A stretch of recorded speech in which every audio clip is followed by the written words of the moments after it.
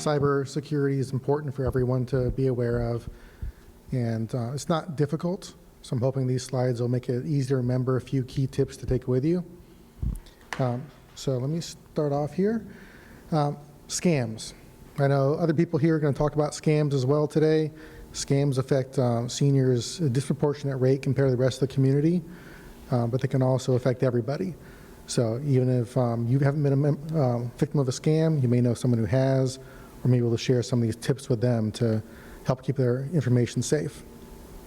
Now, there's a lot of different scammers out there, but some of the key things to keep in mind is they all want the same thing. They want money, or they want information they can use from you to get money. And the easiest way to keep yourself safe is just don't share information. It's pretty much as simple as that. If someone asks you for something online, through the phone, email, you don't have to share anything. And another key thing to keep in mind is no one takes payment in gift cards. It's very common with scammers. They may say, I'm with the IRS and you owe $1,000 in back taxes. Send me $1,000 worth of Apple iTunes gift cards. The government's never going to do that. It's an easy way for scammers to get cash out of you real quick. Don't have to go through credit card companies or anything. They just redeem a gift card and they have that money to go buy other things with. So if anyone's asking for a gift card, just remember no one legitimate takes payment in gift cards. That's an immediate red flag. Now, scammers will come at you and try and force the issue. They try and play on your emotions, get you to make a snap decision, scare you, give you promises of something exciting happening. So they'll play on the emotions like through fear. If you get a call from the IRS or Social Security or other government agency, it sounds very official. They send things through email, through regular mail, through text message, phone calls, and they sound very serious, and I don't want to get in trouble with the IRS. It's very easy to fall prey to those emotional states and give them information that you shouldn't give. Same thing with anyone saying your bills are overdue, your electric's going to be cut off, you're going to lose your internet access, your bank's calling, a doctor's office is calling, or tech support even. You get a fake call from Microsoft saying that we detected something on your computer. We need you to run this command or run this application. It's going to fix the issue so you'll be safe. No one makes these cold calls to do that. So if you get anyone playing on your fears, be aware of that kind of stuff. Excitement. They'll go for making you excited. You want to hear good news as well. So you may get a call saying you won a contest. Always think about these things before you give them any information. Did you actually sign up for any contests? That's a key thing, is you don't usually win things without already signing up for it. They'll play on the love you have for your family. They'll come and say that I'm your grandson. I'm in jail. Can you send me money? I had a coworker that she got calls from someone claiming to be her long lost brother. They put the pieces together online and figured out like some family connections and used that to try and scare her into, hey, you could meet me again. You haven't seen me in 20 years, and just send me this money and I'll come by after I get out of jail. So they'll play on your emotions a lot. Loneliness as well. A lot of times people are lonely, whether you're a senior, whether you're younger. You try dating sites, there's fake profiles out there, and you meet someone and you have a great conversation with them online, and they want to meet up. Oh, but can you send me money? I gotta get an Uber to come see you. I need to pay my rent, or I haven't eaten in a week. And they play on things, and you start to make a connection. You want to meet someone, so they scam you out of things that way.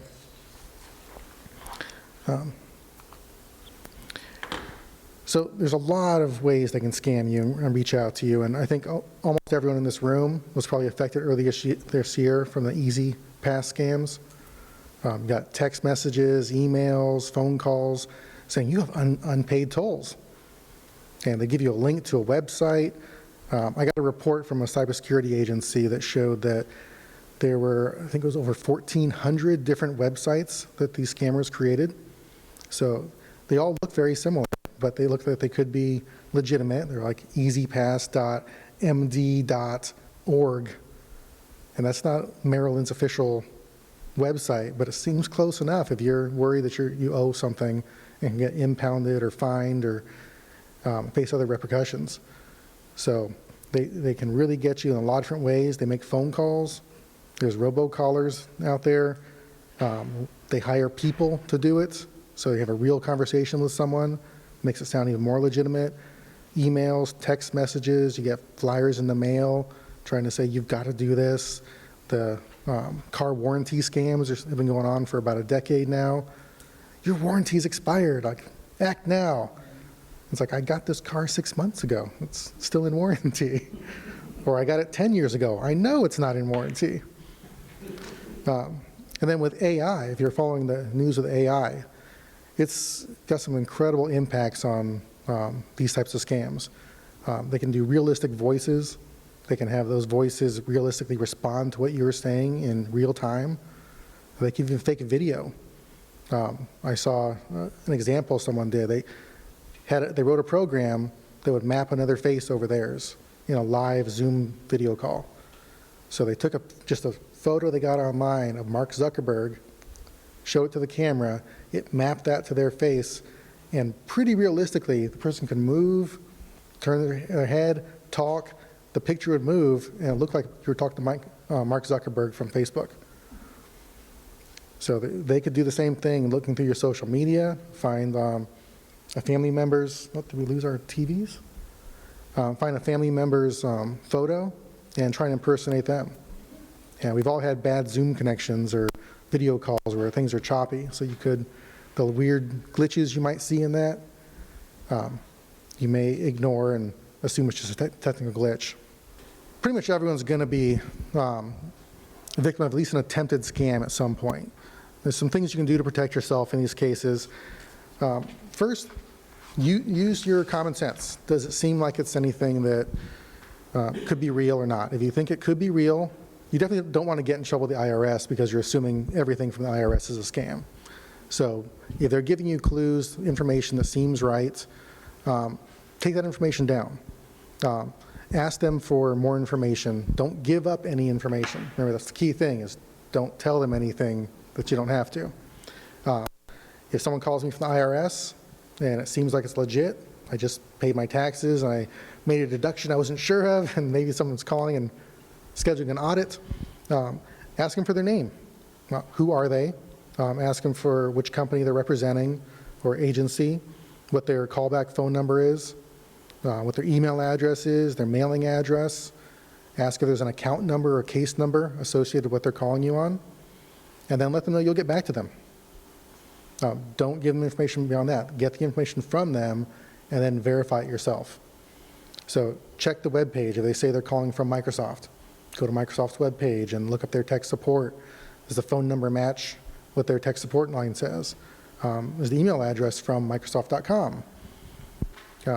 If they're asking about your bank account, does your account number match? Is it really your account number? If you do some verification and make sure that the information is legitimate, then you can call them back, but don't call them back on the phone number they gave you, because there still could be a chance that they got information from you through other hacks or social engineering from somebody else. So find the organization. If Microsoft calls me and says you have a vulnerability, we need to fix it, I'll ask these questions, go to Microsoft, find out, oh, this is legit. First of all, for Microsoft, it'll never be legit. But if it was, I would go to Microsoft's page, find their support phone number, and then call that. And let them know this is the call I received, the information I was given. And some organizations will take it very seriously being impersonated. So calling the legit organization, telling them what you did, what you heard from the scammer, they can take measures against them that you or I couldn't take directly.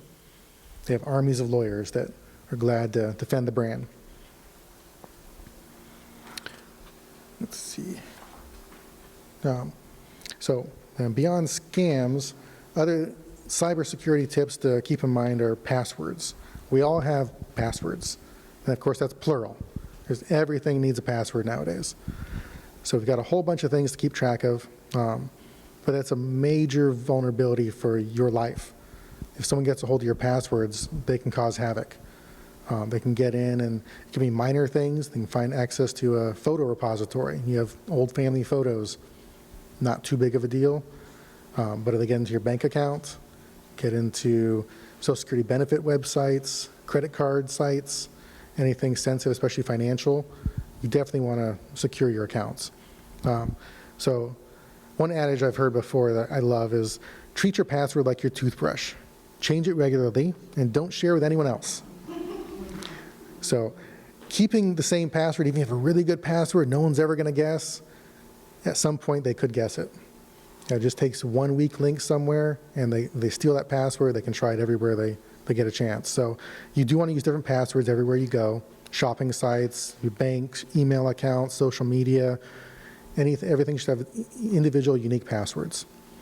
And I know seniors, not seniors, whatever, that's hard to remember a lot of passwords.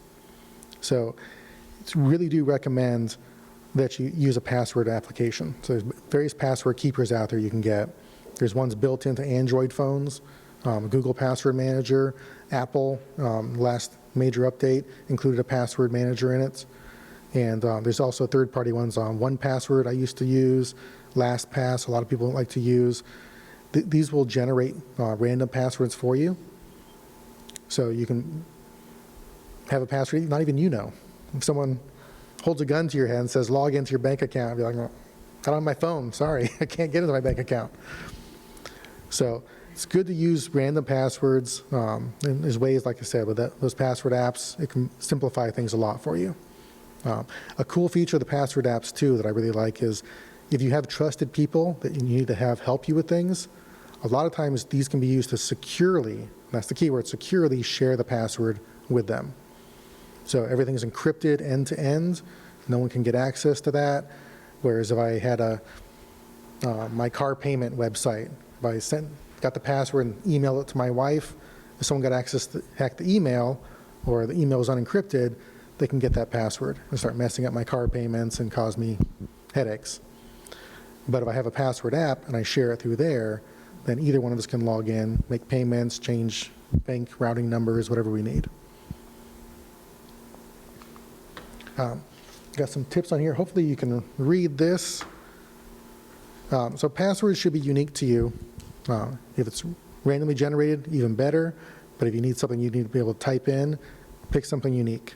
And then those should be easy to remember for you, but hard for anyone else to guess. And I've got some samples on here. Pass phrases you may hear a lot.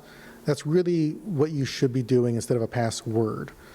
A lot of us, we've learned to do passwords for years and years, and they say make it complex and add capitals and special characters and numbers, and then it becomes gibberish and it's really hard to remember. It's much easier to make a phrase. So I've got some examples on here. And this is what I use for my password keeper, something I can remember on that, but then my randomly generated passwords from the password keeper are used on other sites. So I keep my account safe in 2025. That's very easy to remember, but that's extremely hard for a hacker to guess, and just about impossible with that length for a password cracking tool to crack. The other things I've done in the past is do passwords that have some sort of significance to you in the near term, kind of reminders. I got a vacation coming up, going to Jamaica in July. So the password's going to Jamaica at 07/25. So it's going to reminder I'm coming up, and every time I type my password in, it's a little pick me up. That's right, I'm going to Jamaica. And you can do other things like passphrases can be random stuff. It can be things that are near you on your desk when you use the computer. It can be just phrases that you come up with that you can remember that no one would put those words together. Like, purple cats are too fake. It's probably a sentence no one has ever said before in the history of the world. But it makes it a complex password and pretty easy to remember once you've typed it a couple times. Updates. So I know everyone's got computers and phones, and most of those things auto-update. Always let them update. There's so many vulnerabilities that are discovered in all of our electronic devices constantly, and you've got to update them. And it's not just your computer and your phone.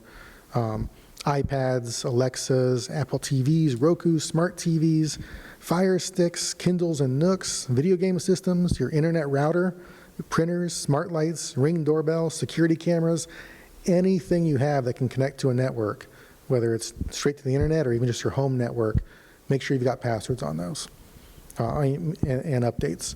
You don't want anyone to take advantage of vulnerabilities on these and get you into trouble.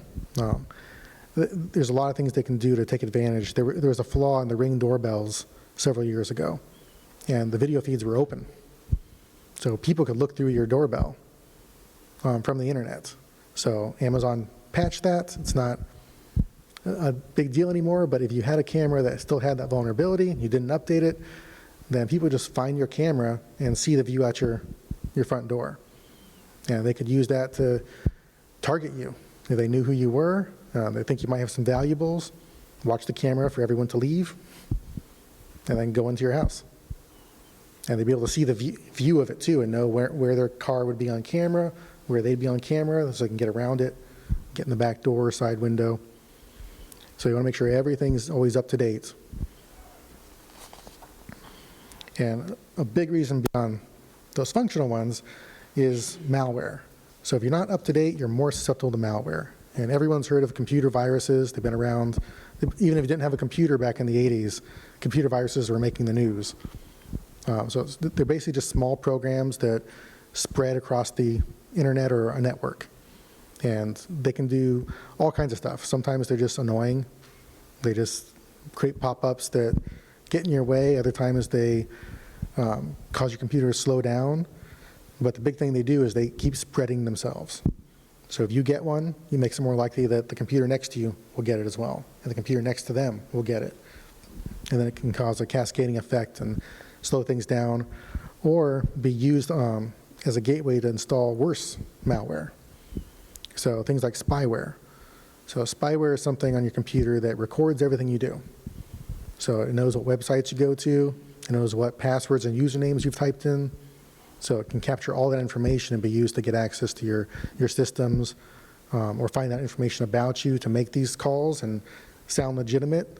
You're like, hey, I'm Bob with the bank, and I know you just emailed us and asked about your account. So, well, yeah, because they were spying on you, and they know you actually did send that email, and it would sound more legitimate. Spyware is a little different than a lot of other malwares, because it can be spread by viruses and such and just pushed onto your system. But spyware is also a class of program that's used in more legitimate ways, and people can actually buy this and install it on their own computers. So they'll do that. It's not necessarily ethical, but they'll do it to watch what their kids are doing online. But it can be used against you as well. Elder abuse is a serious issue, and people take advantage of seniors who may not have as much computer knowledge, and they can put this on your computer without you knowing. So you could have a caregiver, a family member that you can't fully trust, or even though you may think you can, and they could put this on there and start getting access to your accounts, drain your bank accounts, issue themselves new credit cards, what have you. So spyware is also something to keep an eye out for. So always keep your antivirus programs up to date. A huge one in the news now is ransomware. So if you don't know what ransomware is, the name kind of gives it away. Things are held for ransom. You get something on your computer, generally what it does is encrypts everything on your computer. So you can't use your computer at all. Sometimes they don't encrypt the whole computer, but they find just your documents and pictures and encrypt those.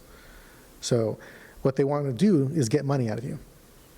So when you get ransomware in a computer or your phone, they're going to contact you and say, I've got your data. If you want it back, if you want the code to unlock everything, pay me X amount of dollars. Now, it's in the news a lot. They hit things like county governments, hospital systems, school systems, businesses, and they can get millions of dollars out of them because the amount of effort it takes to repair everything without just getting the code to unlock it, and the impact on their business and operations is so high that these companies will pay a lot of money. But it can hit us too. I had a coworker who came to me one day and said, Michael, can you look at this email I got?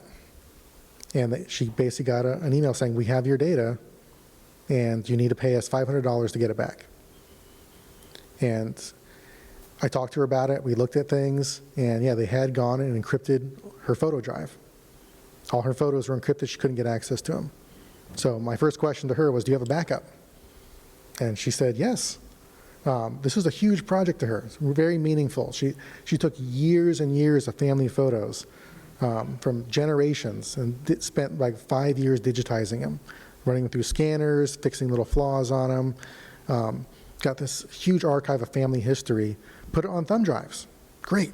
Gave it to all her kids so she can share that history with her family. So I said, reach out to your kids.